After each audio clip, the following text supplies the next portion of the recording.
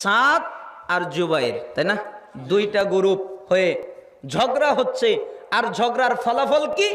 একজন মারাই গেল, আর কতজন আঘাতপ্রাপ্ত হলো, কতজন হসপিটালে গেল, কত মানুষের রক্ত ঝরালো, তাই না? এটা কি মুসলমানের আদর্শ? এটা কি সালাফদের আদর্শ? হাদিস পড়েন, মুসলিমের 2564 নাম্বার হাদিস খোলেন। আপনি আদর্শ আগে শিখতে হবে। সালাফি খালি রফলি দান করাতে নয়, বুকে হাত বাঁধাতে নয়, জোরে আমিন বলাতে নয়। সালাফি আকীদায় হতে হবে, সালাফি মানহাজে হতে হবে, সালাফি ব্যবহারে হতে হবে, সালাফি চরিত্রে হতে হবে, সালাফি কথাবার্তায় হতে হবে, সালাফি ব্যবসায় হতে হবে, সালাফি লেনদেনে হতে হবে। প্রত্যেক জায়গায় সালাফি হতে হবে।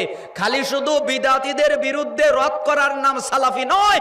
রাতে কিয়াম করে দাঁড়িয়ে আল্লাহর সামনে দুই চোখের পানি ছেড়ে দেওয়া, এটাও হলো সালাফি। শুধুমাত্র এরকম হলেই হয় না, এজন্য সালাফদের চরিত্র আপনাকে বুঝতে হবে।